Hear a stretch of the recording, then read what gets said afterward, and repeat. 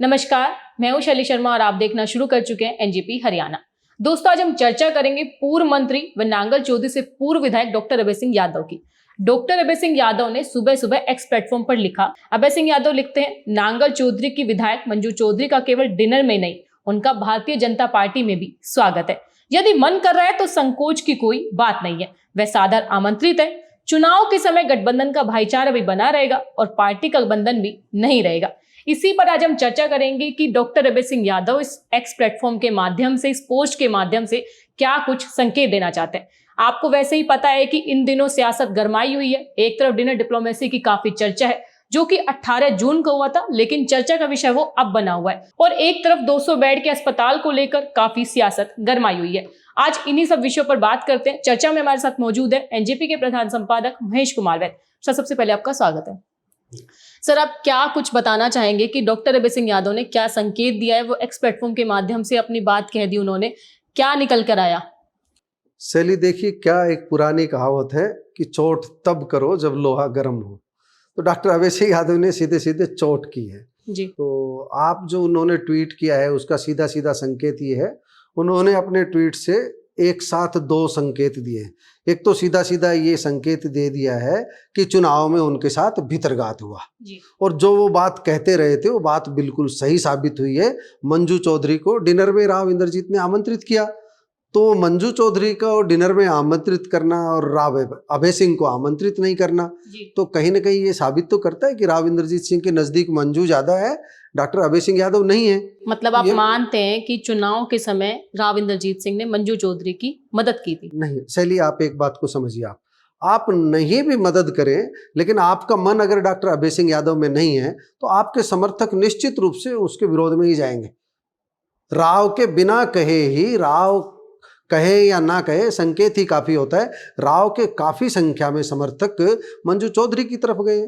आपने देखा होगा मानेसर में डॉक्टर इंद्रजीत यादव ने चुनाव लड़ा अपना मेयर का, तो राव इंद्रजीत को ही तो मान करके लड़ा। जी जी जी। कि हम तो राव इंद्रजीत के सिपाही हैं, हाँ, उनका चेहरा दिखा करके जो जी। अब कोई राव इंद्रजीत की तस्वीर लगा करके चुनाव लड़ता है, उनका नाम लेकर के चुनाव लड़ता है, वो उनका समर्थक बन करके चुनाव लड़ता है, उनको तो राव कहाँ कहाँ रोकेंगे जो जी जी। वो तो बयान नहीं करेंगे जो, क्योंकि जो उनकी जय बोलने वाले उनको क्या करेंगे जो। मंजू चौधरी को भी कहीं न कहीं नांगल चौधरी में निश्चित रूप से राव इंद्रजीत के जो समर्थक है उनका साथ मिला।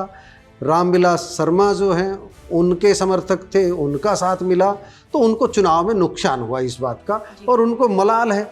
और मंजू चौधरी को जैसे डिनर डिप्लोमेसी जिसको हम कह रहे हैं, मंजू चौधरी को जैसे ही आरती राव के घर पर चंडीगढ़ में राव इंद्रजीत ने आमंत्रित किया 11 भाजपा विधायकों के साथ, तो उससे प्रूव करना चाह रहे हैं अपने इस ट्वीट के माध्यम से, अपने एक्स प्लेटफॉर्म के माध्यम से बताना चाह रहे हैं राव अभय सिंह कि इनका गठजोड़ तो पुराना है। वो एक तरह से व्यंग मार रहे हैं। आप देखो, चीज़ों को समझ लीजिए आप।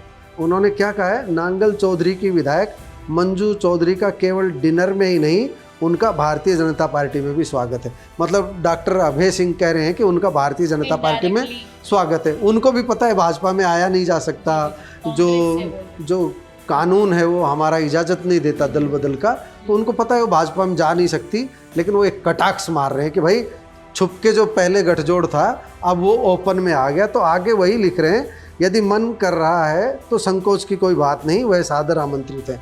मतलब खुद न्योता दे रहे हैं कि आइए मंजू चौधरी, भाजपा में आ जाइए। हम तो पहले से ही कह रहे थे कि आप राव इंद्रजीत से मिली हुई है। वो सीधा सीधा ये संकेत दे रहे हैं, चुनाव के समय के गठबंधन का भाईचारा भी बना रहेगा और पार्टी का बंधन भी नहीं रहेगा। वो कह रहे हैं भाजपा में आ जाओ तो जो चुनाव के समय छुपा हुआ बंधन था वो सार्वजनिक हो जाएगा और उतनी मजबूरी नहीं रहेगी छुप छुप करके जो मदद है। मतलब सीधी तरीके से आप ये भी कह सकते हो। कुछ लोग इसे कहेंगे कि जो डॉक्टर अभय सिंह है वो अपनी भड़ास निकाल रहे हैं, वो फ्रस्ट्रेशन में बोल रहे हैं, कुछ भी कहेंगे, लेकिन उनकी चोट ये तो साबित करती है। मैं इसे ये कहूँगा कि ये राव अभय सिंह के, डॉक्टर अभय सिंह के मन का दर्द छलका है। उनको आज भी इस बात का मलाल है कि काश मंजू चौधरी की मदद नहीं होती, उनकी पार्टी तो वो चुनाव जीत जाते, तो चुनाव जीतते और आज शायद वो मंत्री रहते, उनके नाम के साथ पूर्व नहीं लगता। तो उन्होंने मौके पर ये चोट करने का प्रयास किया। लेकिन इसमें दो बातें, वो कौन सा राव इंद्रजीत सिंह के पास मदद मांगने गए थे, तुम मांगोगे नहीं तो मदद कहाँ से मिलेगी जो है। तो राव इंद्रजीत किसकी मदद करेंगे? अपने सिपाही की, जो उनके समर्थक हो, जो उनकी जय बोलते हो। तो डॉक्टर अभय सिंह दूसरी टाइप के नेता हैं, वो स्वाभिमानी हैं, वो अपनी अलग स्टाइल की राजनीति करते हैं। लेकिन एक बात देखने वाली है कि जो नांगल चौधरी से कांग्रेस की विधायक है उनको डिनर के लिए इनवाइट किया जाता है, लेकिन जो भाजपा के विधायक है बादशाहपुर से, मंत्री भी हैं राव नरबीर सिंह, उनको इनविटेशन नहीं मिलता है। क्या कहना चाहेंगे? मतलब इस बीच क्या सब अहिरवाल के नेताओं को लेकर साथ चलने का था डिनर में, या फिर कुछ और संदेश देना चाहते हैं? देखिए, राव इंद्रजीत से कल बात हो रही थी हमारी जी। कोई भी आप निमंत्रण देंगे तो किसको देंगे? जिनको आप चाहते हैं जी। जिनसे आपके सामाजिक रिश्ते हैं उन्हीं को तो बुलाएंगे ना। राव नरबीर सिंह राव इंद्रजीत के धुर विरोधी हैं, ये माना जाता है। दोनों के बीच 36 का आंकड़ा है। हालांकि डिनर डिप्लोमेसी के मामले में राव नरबीर सिंह ने बहुत सधे शब्दों में कहा कि भाई कोई भी डिनर दे सकता है, उन्होंने बुलाया, मेरा न्योता था नहीं। तो राव इंद्रजीत ने मंजू चौधरी को न्योता दिया। इट प्रूव्स, ये साबित करता है कि मंजू चौधरी के प्रति उनके मन में सॉफ्ट कॉर्नर है, और वो सॉफ्ट कॉर्नर राजनीतिक दल से ऊपर उठ करके है, दलगत राजनीति से ऊपर उठ करके है। तो भारतीय जनता पार्टी जो कुनबा विस्तार की बात कर रहे हैं, जैसा राव साहब कल समझा रहे थे, कमल सखी की बात है, तो आरती राव की नई सखी अगर आने वाले समय में मंजू चौधरी हो तो चौंकना मत, हो सकता है ऐसा जो है। तो उनको निमंत्रण इसलिए दिया। और राव साहब के प्रति सॉफ्ट कॉर्नर होता तो डॉक्टर अभय सिंह को भी बुला लेते। डॉक्टर अभय सिंह ने तो एक समय में भारतीय जनता पार्टी के कुछ ताकतवर नेताओं की मदद से, आपको ध्यान होगा नांगल चौधरी से बाहर एक पैरेलल रैली हुई थी जो वो रैली क्या थी? वो रैली यही थी कि राव इंद्रजीत सिंह के विकल्प के रूप में अहिरवाल में किसको तैयार किया जाए। तो एक प्रयास था। तो राव इंद्रजीत कैसे बर्दाश्त करेंगे जो अपने पैनल में कौन खड़े होने देगा? हाँ भाई, कोई दूसरा खड़ा हो, मेरी ताकत जो है किसी और के पास जाए, क्यों बर्दाश्त करेंगे? ये तो राजनीति, ये तो राव अभय सिंह को दिखाना था अपनी शक्ति बढ़ा करके कि हम राव इंद्रजीत को पटक नहीं दे सकते। अगर 2-3 हज़ार वोट फालतू ले लेते, मंजू चौधरी की कुछ वोटें कम रह जाती, तो बादशाहत रहती, उधर नरबीर रहते उस कोने में, और इधर जो है डॉक्टर अभय सिंह रहते। लेकिन अब क्या है कि आप देख रहे हो 11 में से 10 विधायक राव इंद्रजीत सिंह के साथ डिनर करते हैं। तो ताकत तो दिखती है ना।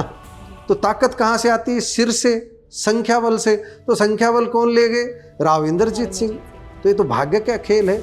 अगर राव इंद्रजीत सिंह के 2-3 सिपाही हार जाते, नरबीर सिंह तो जीत ही गए, इसी तरह डॉक्टर अभय सिंह भी जीत जाते, और एक आध राव इंद्रजीत के और विरोधी जगदीश यादव जैसे जीत जाते, राव इंद्रजीत बैकफुट पे चले जाते राजनीति में। लेकिन आज के बादशाह राव इंद्रजीत है, ये शाश्वत सत्य है। कुछ लोग इसको लेकर के ये कह सकते हैं कि हम लोग कह रहे हैं, हम लोग नहीं कह रहे हैं। पब्लिक की मोहर बताती है नेता कौन है, लीडर कौन है।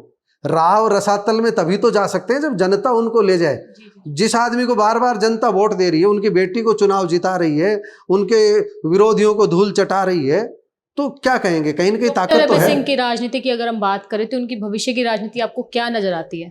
डॉक्टर अभय सिंह की राजनीति भविष्य की मुझे अच्छी नजर आ रही है। उनका जो स्टेप है वो एंटी राव ही रहेगा। तो एंटी राव जो वोट बैंक है बहुत बड़ा है, लेकिन ज़रूरत है एंटी राव जो वोट बैंक है, राव इंद्रजीत विरोधी जो वोट बैंक है, उसको अपना वोट बैंक बनाना, केवल नेगेटिव वोट बैंक नहीं। तो राव अभय सिंह ने जो वोट बैंक बनाया है नांगल चौधरी में, जगदीश यादव ने जो कोसली में अपना वोट बैंक बनाया, उनका वोट बैंक है वो केवल राव विरोध का वोट नहीं है। उन्होंने अपनी मेहनत से वोट बनाया है, लेकिन ये है कि उनकी सीमाएं हैं। वो नांगल चौधरी में वोट बनाया उन्होंने, थोड़ा बहुत दायरे में। राव नरबीर का दायरा थोड़ा सा बादशाहपुर से बाहर का है।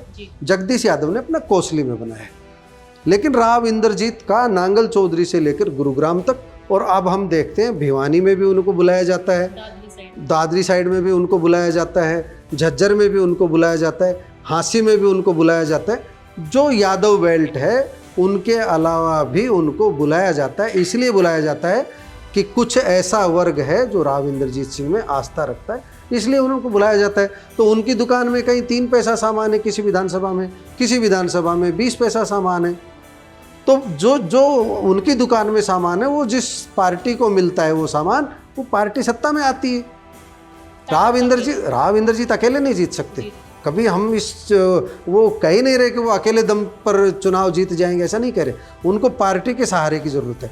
लेकिन जब बराबर की तुल रही हो, जैसे पिछले चुनाव में हुआ 2024 के विधानसभा चुनाव में, अगर राव इंद्रजीत सिंह कांग्रेस में होते तो कांग्रेस की सरकार होती। राव इंद्रजीत भाजपा में थे, इसलिए भाजपा की सरकार आई है, ये सत्य बात है। मेरा आखिरी सवाल है, जिस तरह राव इंद्रजीत सिंह ने मंजू चौधरी को आमंत्रित किया, मतलब सारे भाजपा के विधायक और एक कांग्रेस के विधायक को आमंत्रित किया गया, तो क्या आने वाले चुनाव में मंजू चौधरी भी भाजपाई हो सकती है? क्या लगता है आपको? देखिए, राजनीति संभावनाओं का खेल है। शैली इसमें हम भविष्यवाणी नहीं कर सकते, लेकिन एक चीज प्रूव हुई है कि राव इंद्रजीत सिंह का सॉफ्ट कॉर्नर है मंजू चौधरी के प्रति। एक मैसेज है उनका कि भाई मैं मंजू चौधरी के प्रति सॉफ्ट कॉर्नर रखता हूं। जो दूसरा ये संदेश देंगे कि मेरा जो आयोजन था पारिवारिक था, ये कोई डिनर डिप्लोमेसी ऐसी नहीं थी कि भाजपा के लिए। वो अपना बहुत सावधानी से स्टेप उठाते हैं, राव समझदार नेता है। वो बताएंगे कि मेरे सामाजिक रिश्ते हैं मंजू चौधरी का, राजनीतिक रिश्ता मेरा भारतीय जनता पार्टी के साथ है। तो निकट भविष्य में मंजू चौधरी को भाजपा में लाने की बात है, वो उस पर निर्भर करेगा कि भारतीय जनता पार्टी राव इंद्रजीत सिंह को कितनी ताकत देती है। आपने देखा होगा कि हमसे थोड़े दिन पहले भी बातचीत, जो पॉडकास्ट काफ़ी चर्चित हमारा हुआ, हमसे बातचीत में उन्होंने ये बात कही थी कि ये इस पर निर्भर करेगा मेरी भविष्य की राजनीति कि कौन मेरी बेटी की कितनी टांग खिंचाई करता है। वो इसी तरह था कि आरती सिंह राव को अगर अच्छे से काम करने दिया गया, उनकी टांग खिंचाई नहीं की गई, उन नेताओं को, मतलब जो आरती के प्रति जो है शुभ कामनाएं रखेंगे, उनके प्रति राव का आशीर्वाद बना रहेगा, और जो आरती के प्रति शुभकामनाएं नहीं रखेंगे, उनके प्रति उनका आशीर्वाद नहीं रहेगा। कोई राव को टक्कर दे करके चुनाव जीत जाता है, उसमें राव कुछ नहीं कर पाएंगे। राव नरवीर सिंह जीते ना, जी, राव इंद्रजीत का आशीर्वाद थोड़ी था, वो तो अपने बलबूते पे जीते। भाजपा को भी आंख दिखाई, जो अपने बलबूते पर जीते ना। तो राव अभय सिंह जिस दिन इतनी ताकत जुटा लेंगे, तो राव इंद्रजीत सिंह को आंख दिखा करके भी जीत जाएंगे।